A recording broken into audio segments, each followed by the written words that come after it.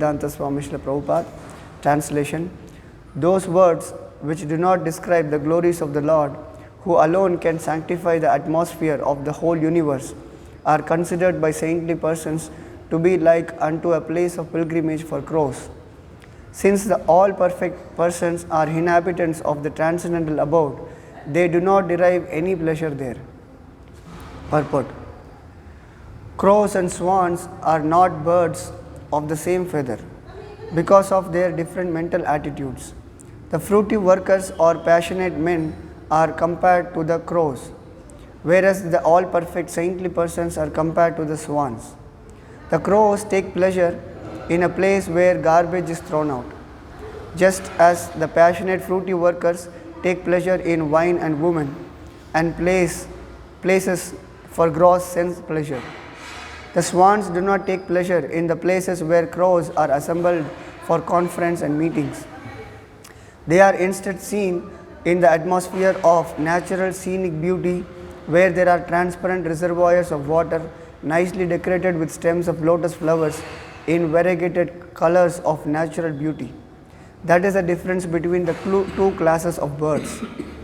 Nature has influenced different species of life with different mentalities, and it is not possible to bring them up into the same rank and file.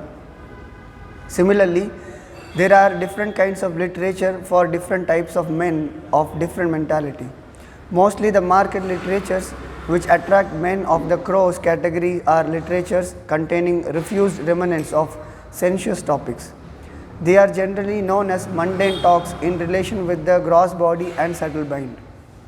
They are full of subject matter described in decorative language, full of mundane smileys and metaphorical arrangements. Yet with all that, they do not glorify the Lord. Such a poetry and prose on any subject matter is considered decoration of a dead body. Spiritually advanced men, who are compared to the swans, do not take pleasure in such dead literatures, which are sources of pleasure for men who are spiritually dead. These literatures in the modes of passion and ignorance are distributed under different labels, but they can hardly help the spiritual urge of the human being. And thus the swan-like spiritually advanced men have nothing to do with them. Such spiritually advanced men are called manasa, also because they always keep up the standard of transcendental voluntary service to the Lord on the spiritual plane. This completely forbids fruitive activities for gross bodily sense satisfaction or subtle speculation of the material egoistic mind. Social literary men, scientists, mundane poets, theoretical philosophers, and politicians who are completely absorbed in the material advancement of sense pleasure are all dolls of the material energy. They take pleasure in a place where rejected subject matters are thrown. According to Swami Sridhara, this is the pleasure of the prostitute hunters. But literatures which describe the glories of the Lord are enjoyed by the Paramhamsas, who have grasped the essence of human activities. Om Ajnanatimirandasya Jnananjana Shalakaya Chakshurinmilitam Yena Tasmai Shri Gurave Namaha. Nama Om Vishnupadaya Krishna Preshtaya Bhutale Srimate Bhaktivedanta Swamin Nitinamine Namaste Sarasvate Deve Gauravani Pracharini Nirvishesha Shunyavadi Paschati Deshatarini Jai Shri Krishna Chaitanya Prabhu Nityananda Shri Advaita Gadadhara Shri Vasadi Gaur Bhakta Vrinda Hare Krishna Krishna Krishna Hare Hare Hare Rama Rama Rama Hare Hare Nayat Vachat Chitrapadam Hare Yasho Jagat Pavitram Pragrinita Karhechit Tadvayasam Tirtam Ushanti Manasa Nayatra Hansa Niramantu Shishaya. Translation: those words which do not describe the glories of the Lord, who alone can sanctify the atmosphere of the whole universe, are considered by saintly persons to be like unto a place of pilgrimage for crows. Since the all perfect persons are inhabitants of the transcendental abode, they do not derive any pleasure there. Hare Krishna. So, this is a very nice verse, and Prabhupada quoted this so many times in his lectures, because this shows the the unique position of Srimad Bhagavatam. It's even among the spiritual literatures, like if you compare other Puranas and Vedas and many other literatures, but Srimad Bhagavatam is unique among all of them. So Chaitanya Mahaprabhu says Srimad Bhagavatam is Amala Purana. Amala Purana in the sense, Mala means contamination. Amala means there is no material tinge in Srimad Bhagavatam. So Srimad Bhagavatam is so pure that it can take a conditioned soul to the highest perfection of life, the ultimate perfection of life. So here in this verse, there is a two category mentioned, crows and swans. So all the conditioned souls, they are all like crows. So you see people, everyone is interested in sense pleasure. Everyone wants to gratify their senses. They want to enjoy, and even mental pleasure. They want to hear and go to so many places. So everything is centered around what I will get, how I can be happy, how can I gratify my senses, how can I get pleasure. So I go to some place, I say that, oh, I felt it very good, I felt very nice. So what do you mean by nice? So you got some mental pleasure. So it's a peaceful area, or it's nice scenery. So everything is centered around our enjoyment. So this is the mentality of the people who are into sense gratification. So here the two category is crows and swans. So even the enjoyment what we seek, there is a different category. So there are some people on the road, you see, they just drunk and they are so dirty cloth, and not shaven, and so much hair, and completely they are like like garbage. They are just lying there on the road. He is getting some pleasure, correct? He is not like he is getting some kind of happiness in this, and he is doing that. So this is a person who is cultured, well behaved. So he doesn't want to do this. He has a higher enjoyment. I am talking in the material platform. Even in the material platform, someone has a different level of happiness, a higher happiness. So that is in the bodily platform, mental platform. So even in that, there are some people are very low and degraded. So they seek for that kind of enjoyment. But here in this verse, it is mentioned that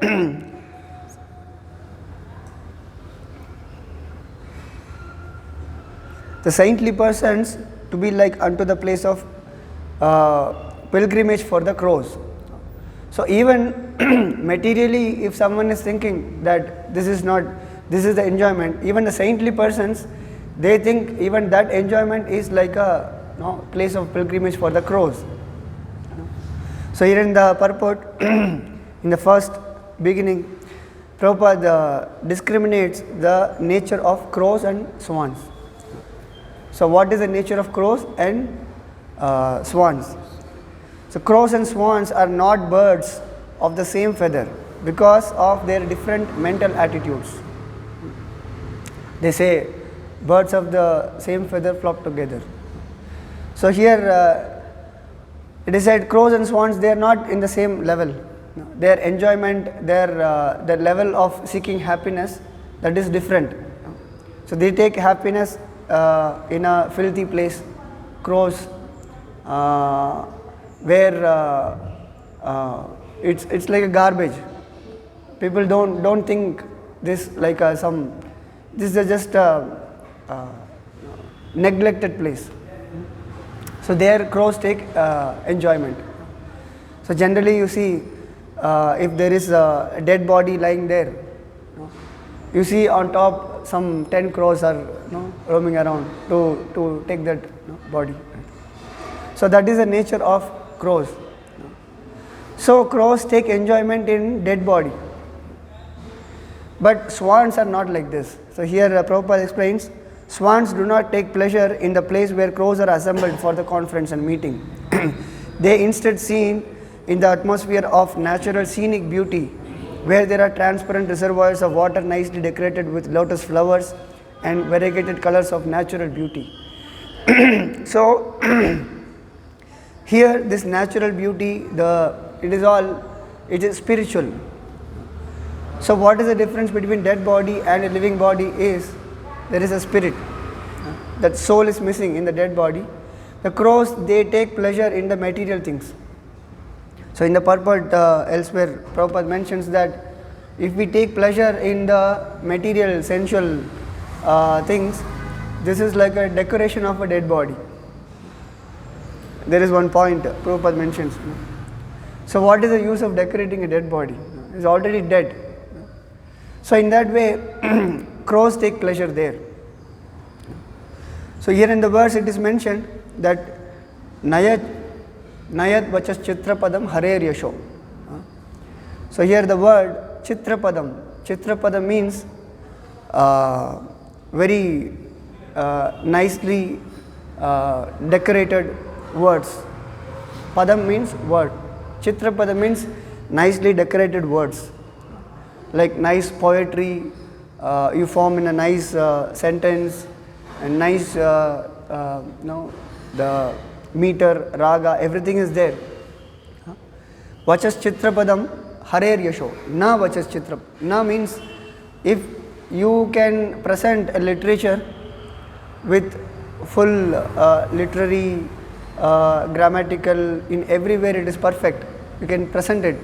But if it is not glorifying Supreme Lord, then it is like a decoration of a dead body.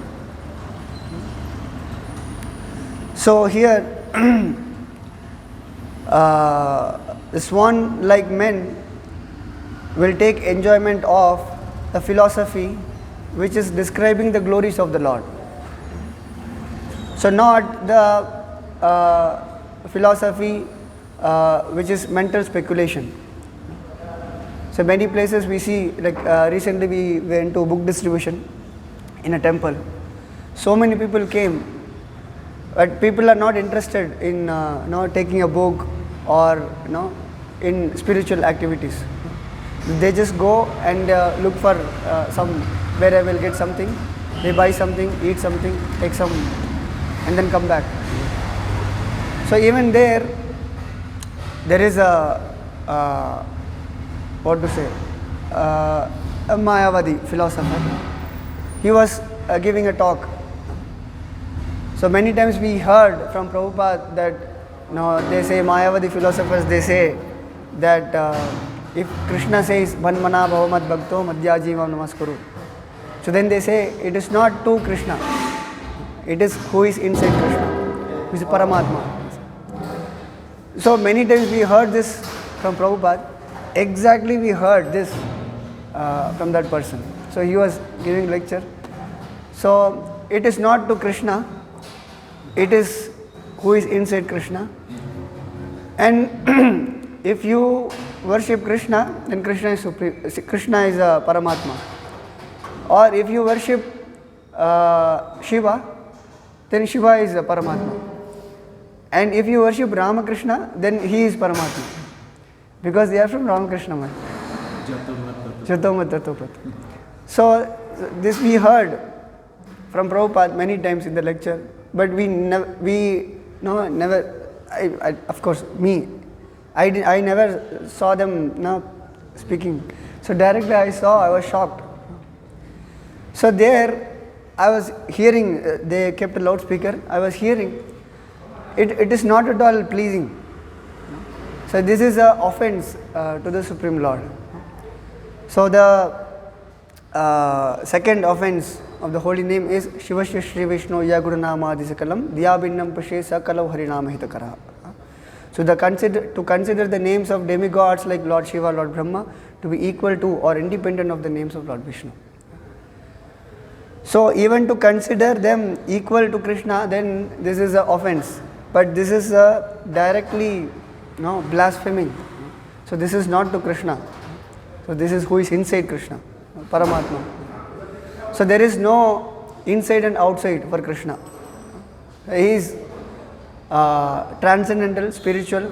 He is not like us. We have a material body, and we are soul. We have a material body. So there is no discrimination. There is soul and body. He is all spiritual. He is all transcendental. So in that way, the devotees, they won't take pleasure in this kind of atmosphere, these kind of situations. So rather, swan-like men will come to the centers of Krishna consciousness. So now we see there are so many people, now we advertise so much, like there is a Bhagavatam discourse, so how many of them are interested? So very few are interested in Srimad Bhagavatam.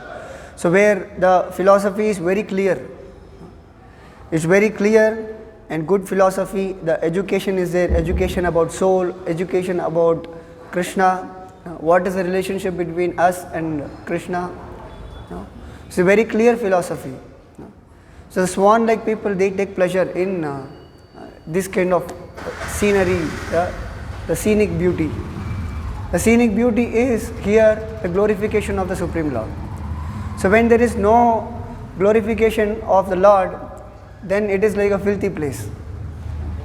So whatever and even one more thing, there he was speaking about Upanishad, the Katha Upanishad, where the conversation between Yamaraj and Nachiketa. So there the discussion about soul, so many things are there. So initially he was narrating that it is good. I was even thinking, oh, who is that person? He is speaking about Upanishad and all these topics. Then later we come to know then this is not actual glorification of the Lord. So in that way the philosophy is very clear. So in that way the swan-like people, they take pleasure of where the glorification of Lord is happening. So that's why it is said, Nayad Vachas Chitra Padam Harer Yasho. So you can decorate the words very nicely, you can present the literature, but it is not satisfying because there is no glorification of the Lord. So in previous verses, we have seen that Vyasadeva, he compiled a lot of literatures. There was one Veda, so he divided into four Vedas, and then from the Vedas the condensed part is Upanishad. So in the Vedas it is all Karma Kanda, Jnana Kanda and Upasana Kanda. And then if you come even more finer, then Upanishads, it's more even deeper than Vedas. So there the soul and then the Brahman is all described. And then even finer is Vedanta Sutra, Brahma Sutra. And Vedanta Sutra is considered as a cream of Vedas. Cream of Vedas in the sense, so in a milk, how much cream you will get? It's very little. So Vedanta Sutra, it's a sutra. 2 words, 3 words. It unfolds a lot of meaning.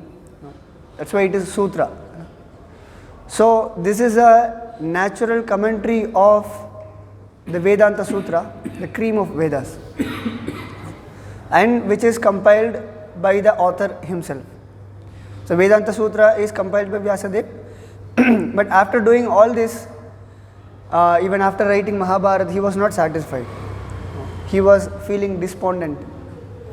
So then he approached his guru, Narada Muni, and Narada Muni, now he is speaking, why you are not satisfied, why you are feeling that you are not content, you are not fully satisfied. So then He said Chitrapadam, the attractive language. So now in the modern so-called civilization, we see there are so many literatures. So especially there is sex literatures, and then the mental pleasure literature, novels, like this. So this is all not satisfying the need of the spiritual necessity of us. So we have a spiritual necessity. So like by reading this materialistic literature, this will bind us more and more in this material bondage. This will not liberate us from this material bondage.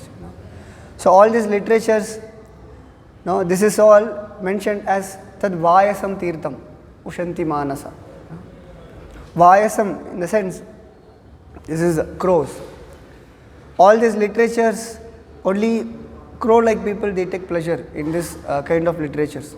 But Srimad Bhagavatam is it is transcendental literature which can elevate us to the highest level of perfection.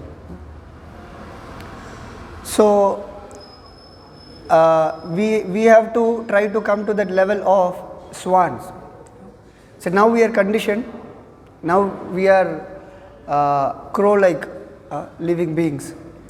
But now we have to develop a taste for the literature which is for the swans. That transformation should happen. So there is a moral story, they say. We might have heard also in the schools and all.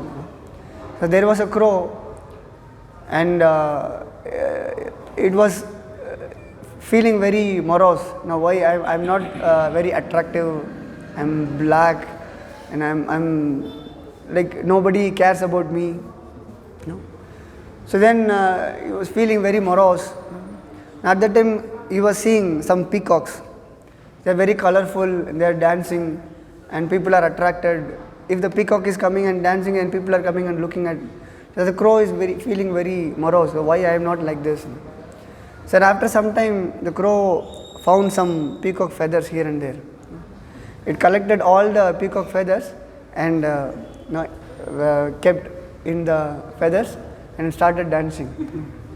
So who will look at the crow dancing like a peacock? Nobody will look.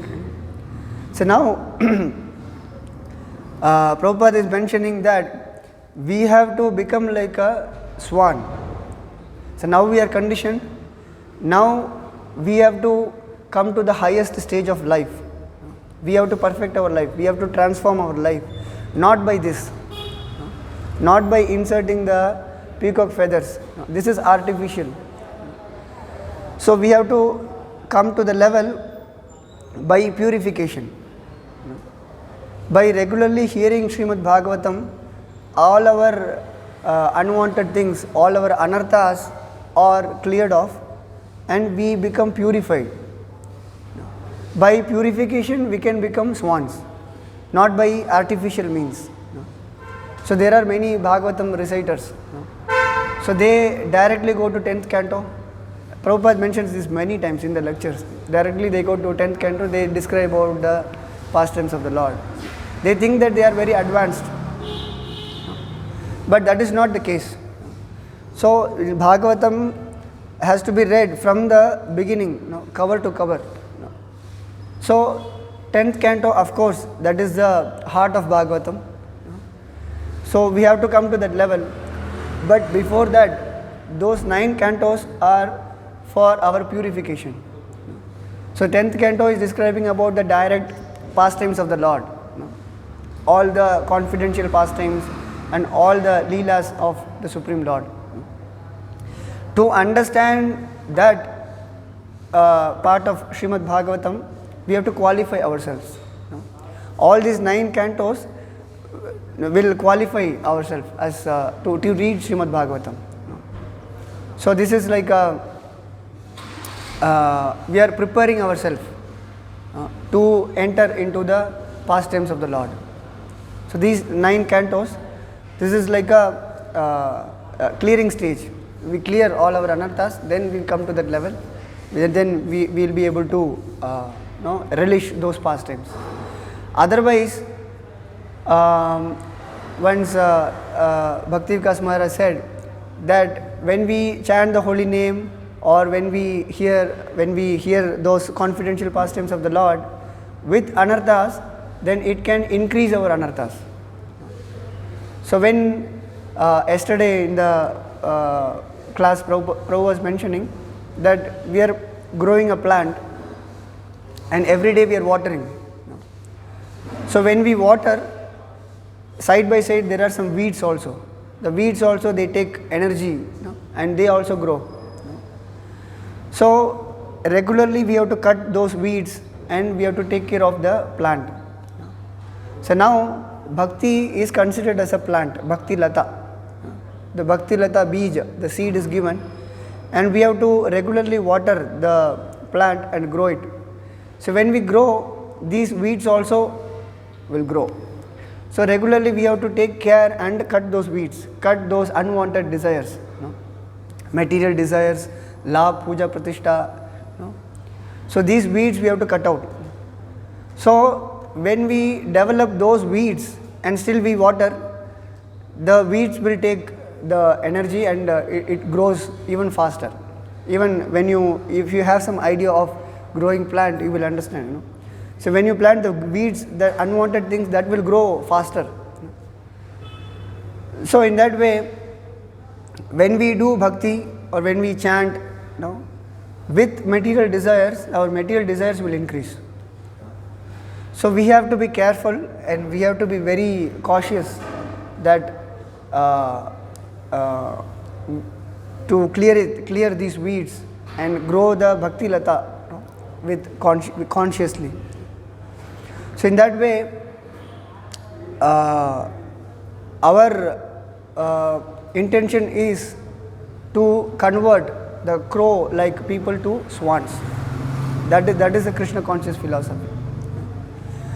So generally, religion means dharma, artha, kama, moksha, they say. So this is a literature, Srimad Bhagavatam, which is even beyond this dharma, artha, kama, moksha. This speaks about the self-realization. So who we are, who is Krishna, and what is the relationship between me and Krishna.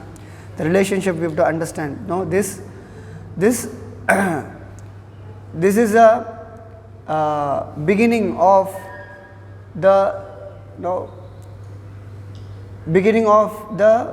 self-realization, which is above this dharma, artha and kama, moksha. So Bhagavatam starts with that. Dharma pochita kaitavotra paramo nirmat saranam satam. So dharma, artha, kama, moksha, that is religious principle, but that is not stopped by liberation. So that liberation, that is not the goal of life. So in Shikshashtakam every day we chant that what is the third one? Third one. Trinatapi sunichena tarorapi sahishna amanina madadena kirtaniya sadahari.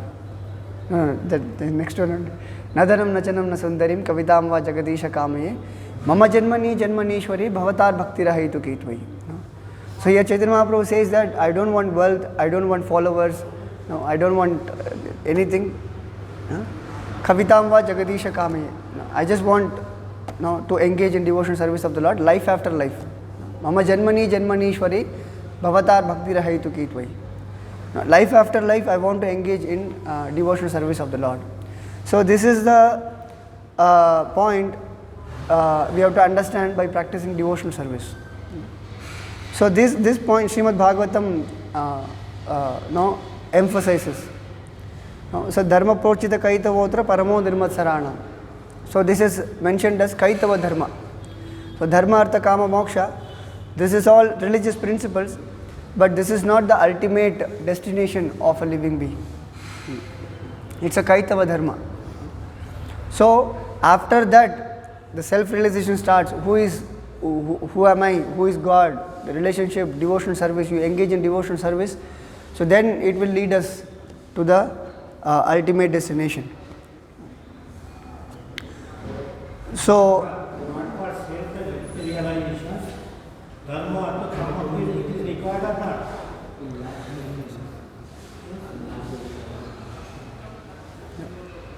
so at the end we'll have question, we can discuss. So,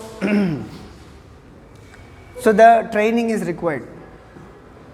Like we said, the crow-like people, the philosophy is to turn them from crow-like to swans. So that training is required, the purification is required, not by artificial means. Like for example, when we are diseased, so what is the cure for the disease? We have to take medicine. Artificially we cannot think that okay, I am okay now. The medicine, that aushadha, medicine is required. When we take medicine regularly, then we will be cured. So here in material life, in this material existence, everyone is affected by one disease. It's called bhavaroga. Bhavaroga, in a sense, the material disease. Everyone has this disease, material disease. So what is the material disease? Birth, death, old age and disease. This is the material disease. So there are many problems, but this is the ultimate problem of everyone. So we have to find a cure for this disease. So the cure is there in Srimad Bhagavatam. So it is said, Nivritta Tarshair Upagiyamanat Bhavaushadhat Shotra Manobhiramat Kavuttama Shloka Gunanuvadat Puman Virajyeta Vina Pashugnat. So Bhava Aushada. So that is there, in Srimad Bhagavatam. So by hearing the Gunanuvadat, the transcendental qualities of the Supreme Lord, the Supreme Lord is known as Uttama Shloka. Uttama Shloka Gunanuvadat. Uttama Shloka, in the sense, he is glorified by the selected verses. So by hearing these repeatedly, our disease will go. By hearing the qualities of Uttama Shloka. Nivritta Tarshair Upagiyamanat Bhava Aushadha Shotra Manobhiramat. So this is the Bhava Aushadha. This is the medicine for this material existence. And Puman Virajyeta Vina Pashugnat. Who is not interested in hearing these glories of Supreme Lord? Puman Virajyeta Vina Pashugnat. It is said they are Pashugnat, Pashu, animals. So here in the verse it is mentioned, the crow-like people, they are not interested in hearing the glories of the Lord. Because they are not interested. Like a prisoner, he is put in the prison, the punishment is given. And it's a punishment, but still he is thinking that okay, anyway I am getting food, anyway I am getting some accommodation, I am there. But he didn't want to come out and become good. Even if you take them out, again they will commit some crime, again they will come inside. Because they are not responsible people. There is no social responsibility for them. So if I stay here, then I don't have to do anything. I don't have any responsibilities. I'll just stay here. So in that way, even if you tell them like we are in this material existence, this is a temporary existence. We are suffering in this material world. And people are not ready to take up this seriously. They don't have that desire to come up. So the desire is the key to elevate spiritually. When there is no desire, then it is very difficult. Like a common example is given, if a person is sleeping, you can wake them up. But if someone is acting like sleeping, then it's very difficult. So because he is acting, he didn't want to get up. So then if whatever you try, he will not be able to we will not be able to wake them up. So in that way, if someone has that desire, the desire, little spark of desire, then if you just little blow, then the fire comes. Otherwise, if there is no spark, then it is useless endeavor. So we have to have a little bit of desire to advance in spiritual life. to come up in spiritual life. So then only we can come to the ultimate perfection of life. So here in this verse it is mentioned that these messages given by Bhagavatam, this is relished by persons who are nivritta tarsha. Nivritta tarshair upagiyamanat. Nivritta tarsha means free from hankering, free from material hankering.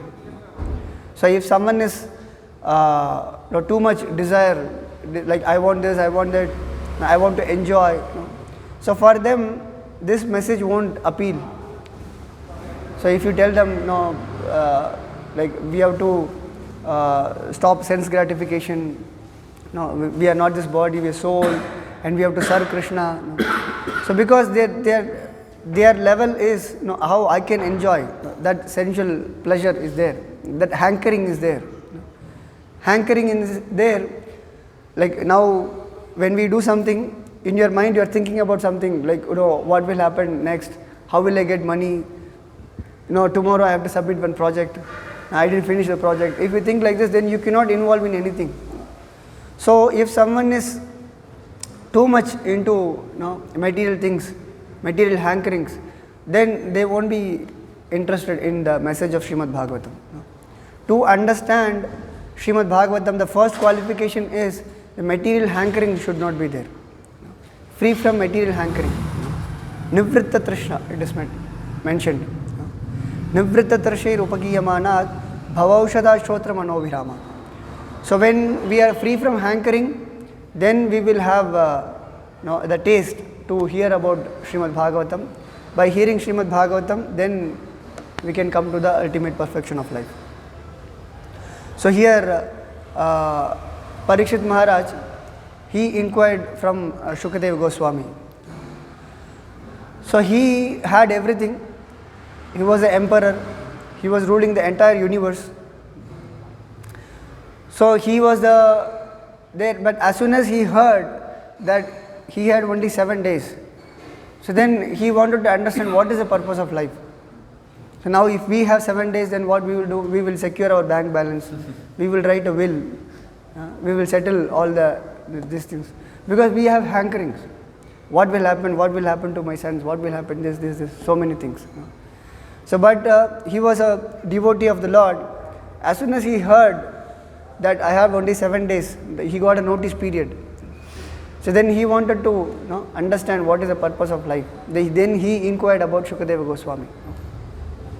So Shukadeva Goswami, first he spoke Bhagavatam to Parikshit Maharaj. He heard it from Vyasadeva, but he spoke in the assembly where all the sages are sitting. So there Narada Muni also was sitting. Vyasadeva was sitting. Because Shukadeva Goswami, he heard Bhagavatam from Vyasadeva, but when Shukadeva Goswami was speaking, even Vyasadeva was sitting. He was hearing Srimad Bhagavatam.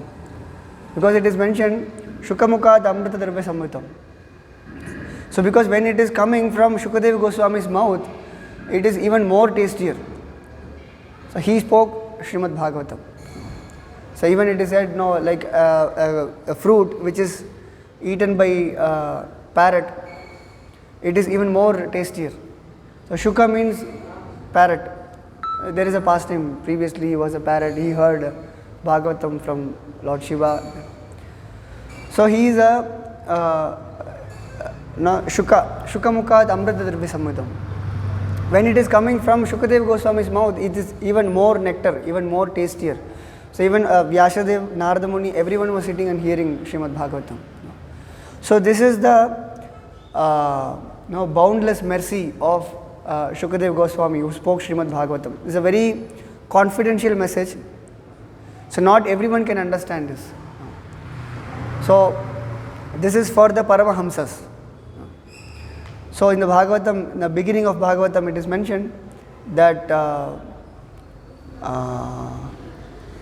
what is this? Dharma prochita kaitavotra paramo nirmatsaranam satam.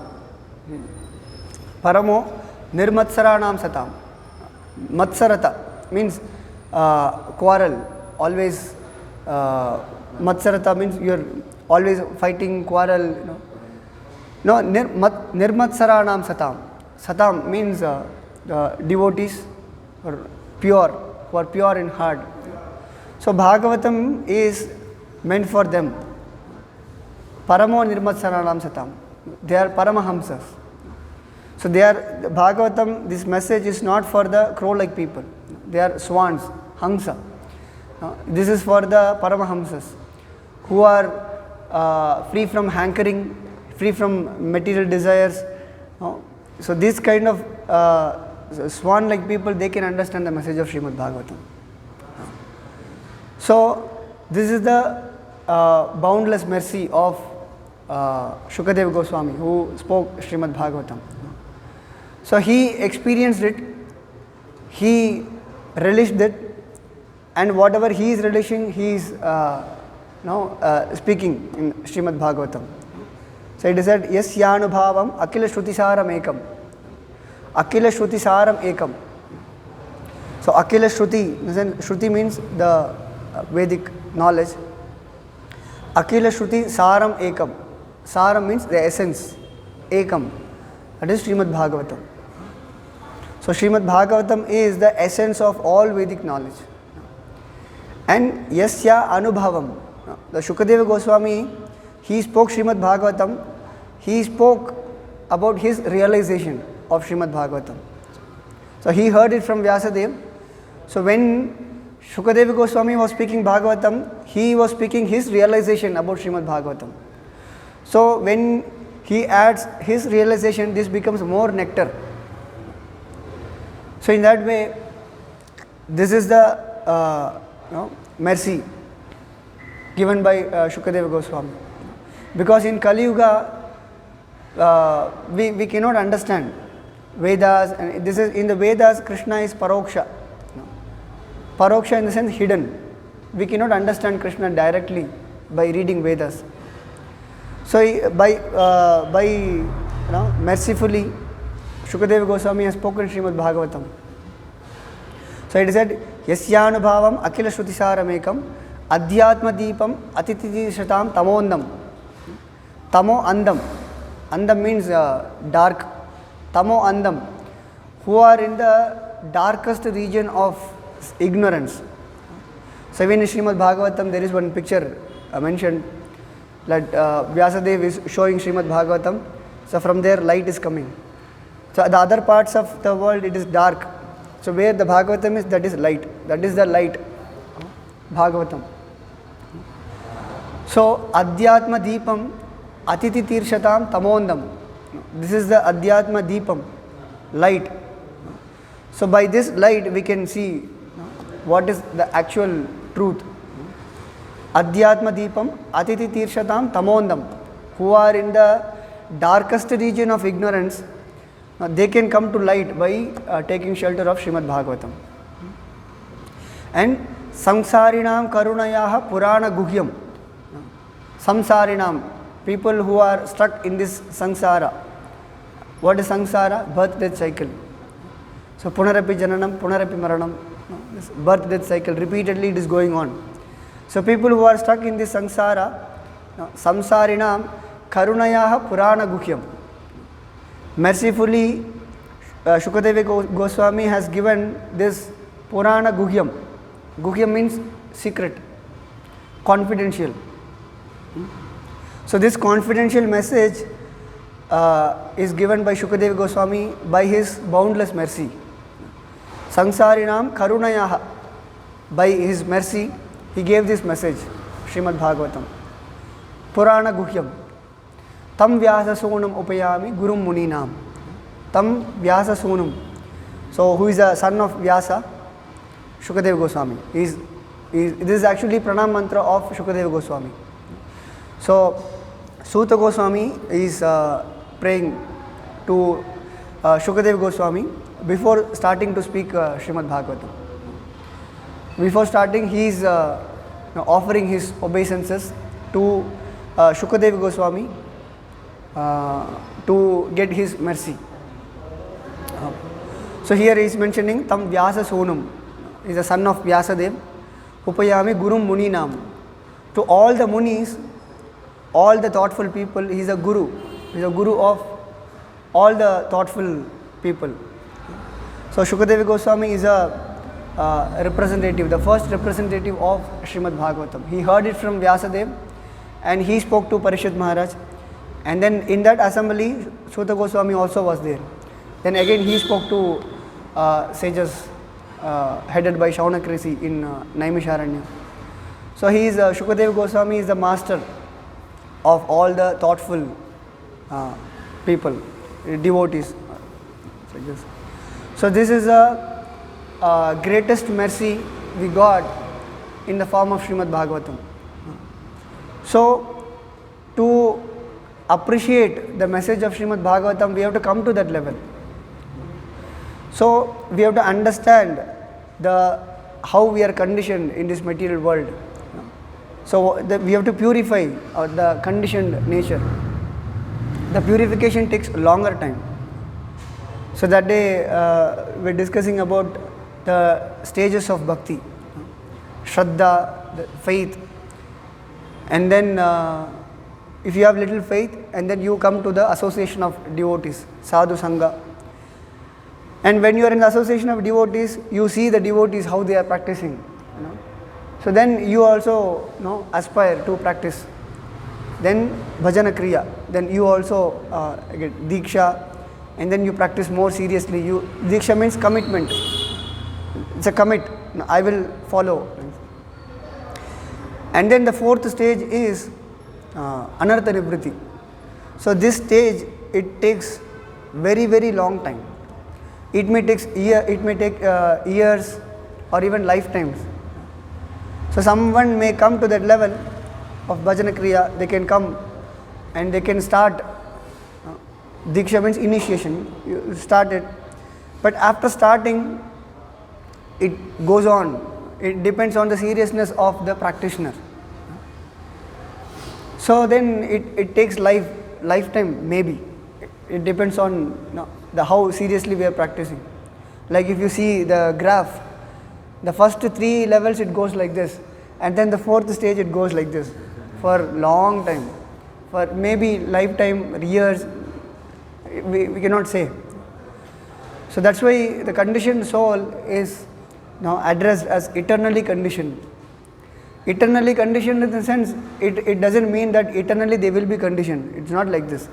We don't know when they will come back, when they will go back to spiritual world. We don't know. We cannot trace it out. That's why eternally conditioned. And the beginning also we cannot find out. So many millions and millions of lifetimes a conditioned soul is in this material existence. So we cannot trace it out. So it is such a long period. So that's why it is addressed as eternally conditioned souls. So that graph goes straight. It may go down also sometimes because of our anarthas. So this is very important. So we have to relish the pastimes of the Lord.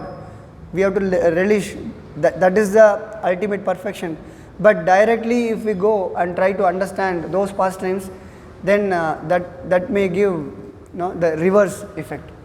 So as we mentioned, the weeds will grow more because we have so much anarthas, and now we have to focus on how to control the mind, how to control senses, how to follow these regulative principles very strictly, seriously, how to chant the holy name of the Lord with full sincerity. So in that mode, when we practice bhakti, then slowly we will come to that level where we can understand the confidential message of Srimad Bhagavatam. So that is the stage. But when we come to that level, when we hear the pastimes of the Lord, then we develop the attachment to Krishna. So in the Bhagavatam it is mentioned that satam prasangan mama virya samvido bhavanti hritkarna rasayana kata tad joshanat apavarga vartmani shraddharatir bhakti anukramishyati. I said satam prasangan mama virya samvido. Mama Virya Samvido, in the sense, wonderful activities of the Supreme Lord, these pastimes of the Lord. So when we hear these pastimes in the association of devotees, Satam Prasanga, Satam means the devotees, Prasanga, in devotees association. Mama Virya Samvido, when we hear those pastimes of the Lord in the association of devotees, Bhavanti Hrit Karna Rasayana Kata. Now it is very pleasing to heart. Bhavanti Hrit Karna, it is pleasing to ears also. And because it is Rasayana Kata. No, it is Rasayana, in the sense, exact meaning of Rasayana is it's pleasing. Rasa means taste, it is very tasting. So then Tajjoshanat Apavarga Vartmani Shraddha Ratir Bhaktir Anukramishati. So here the word Apavarga means Pavarga. In the alphabets we see Kavarga, Chavarga, Pavarga. No? Pavarga is Pa, Bha, Ma. So Pa is Parishram. You work very hard. You are endeavoring. You are working so hard. Pa is Parishram. And then Pa means Fena, foam. So you work very hard. Like you might have seen many, even the foam comes from the mouth. You're working so hard that you are, from the animals, we can see this so often. They work so hard and then they are giving foams in their mouth. It's so much endeavor. And then Bha. Bha is Bhaya. So after endeavoring a lot, but still you are not satisfied. That Bhaya is there, that fear is there. What will happen next? And then Bha is Bandhan. Bandhan means bondage. So by doing this, we get fear. What will happen next? The material existence, always we are in the fearful state. And this fearful state will lead us to the even more further bondage in this material world. And then finally it is Ma. Ma means Mrityu. So then we will leave this body and again the cycle starts. Again we will take birth, again we will work hard. Again foam comes, so much endeavor, and then again we are in fear. Again the bondage increases, material bondage. So Tajjoshanat Ash Apavarga Vartmani. Now by hearing the pastimes of the Lord in the association of devotees, this will release us from this Apavarga, this Pavarga. Pavarga is this Pavarga. Apavarga means it will take us out from this material existence. And by hearing Shraddha Ratir Bhaktir Anukramishati. Anukramishati, Kramishati in the sense it will increase. Anukramishati in the sense gradually it will increase. Shraddha, what will increase? Shraddha, our faith will increase in bhakti. And Rati means attachment. Attachment to follow bhakti. So now we are attached to material things.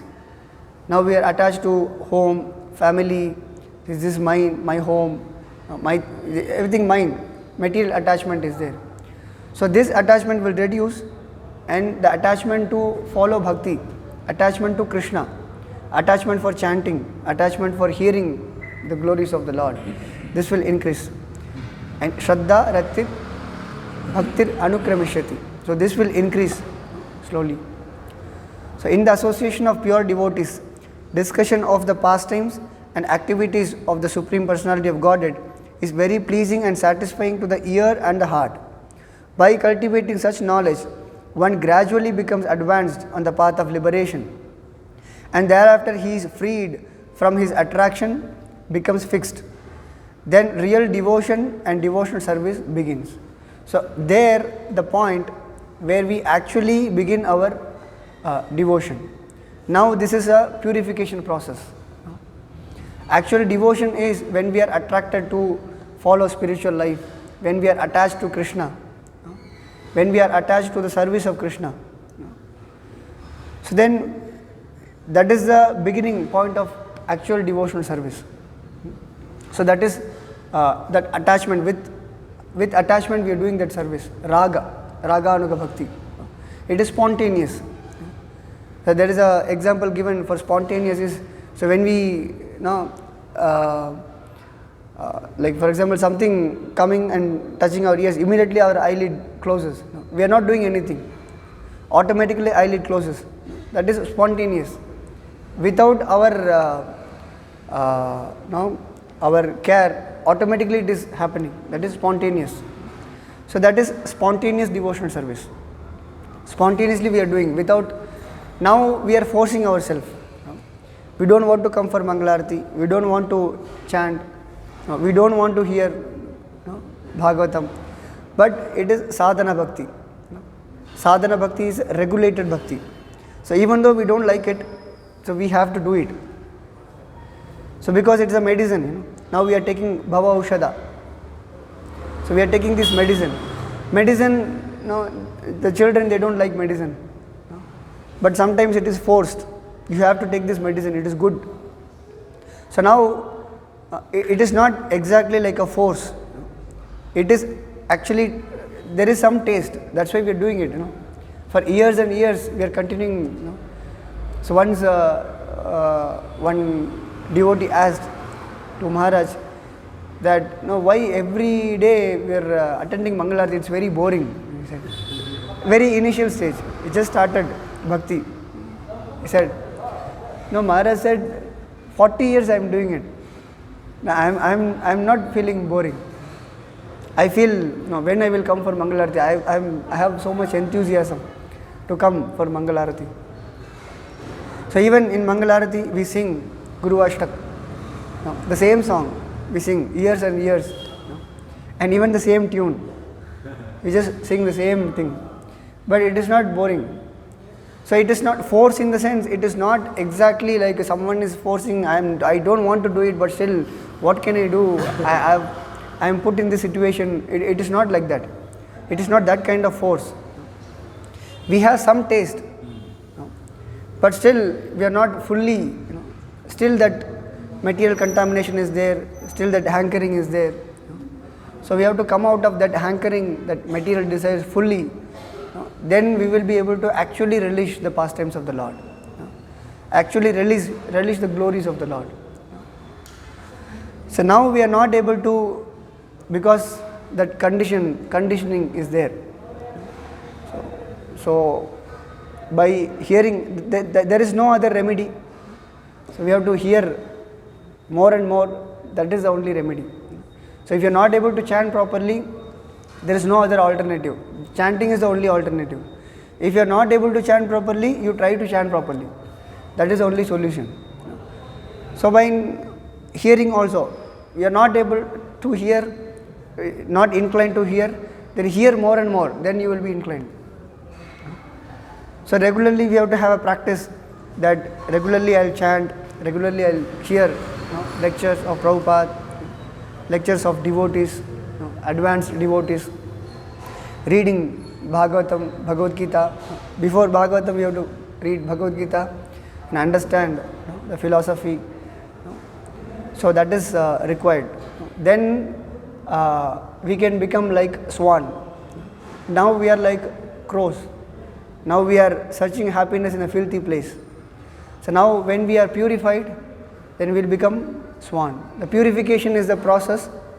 It will transform us from crow to swan. So the regular sadhana is very important for that. Hare Krishna. Any question, comments? My question is that Yes.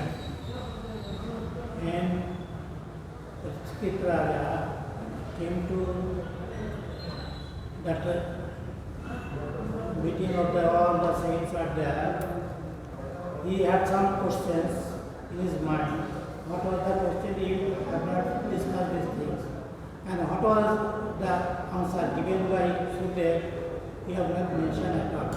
Number one. We want to know that what do we mean self-realization? And number three, we have mentioned that Veda is, that Upanishad is better than Veda, you have mentioned. And there are so many questions, it comes when you are discussing, uttering some, then question comes immediately, that comes, but it is not possible to remember all the questions. So you can note down. We have to note down the things. Yes, yes. But when we are going to note down the things, we will be away from you hearing your pravachan. Yes. The pravachan is very valuable for everybody. But there are some questions arising in our mind immediately. Yes. So that if it is clear, then we go to the next chapter or next to hear our questions. Yes. So the first question you asked is Parikshit Maharaj. What was his question? Yeah. Asked. He came to that assembly and he asked some questions and Shukadev Goswami answered. Okay. So the question and answer is the whole Bhagavatam. So Parikshit Maharaj, he asked 6 questions to Shukadev Goswami. So I don't remember exactly what is that question. It is mentioned in the first canto, first chapter of Srimad Bhagavatam. The first chapter is discussing about only these 6 questions. What are the 6 questions Parikshit Maharaj asked to Shukadev Goswami? And the answer for the 6 questions is the entire Bhagavatam. Shukadev Goswami spoke. That is the entire Bhagavatam. So that is the first one. The second one you asked about self-realization. Okay. So in the Vedas and Upanishads, it is all mentioned about Karma Kanda, Jnana Kanda, Upasana Kanda. It is all there in Vedas. And Upanishad is more finer than Vedas. It is not better than Vedas, it is finer than Vedas. Like you see, ghee is finer than butter. Butter is finer than the curd, and curd is finer than milk. It is like from if you want to get 1 liter of ghee. What is Veda is first or Upanishad is first? Vedas only is the first. From the Vedas, the finest part is, yes, it is a finer part of the Vedas. It is derived from Vedas, but it is finer. The example I gave is milk, curd, butter, ghee. No? So like you can say Vedas, Upanishads, and then Vedanta Sutra, and then Srimad Bhagavatam. Srimad Bhagavatam is a ghee. Is a very condensed and finest part of the Vedas. So the Srimad Bhagavatam reveals the confidential message of the Vedas, which is not directly given in the Vedas. In the Srimad Bhagavatam, it is directly given the confidential message that how we can come to the ultimate level of the perfection. Like that.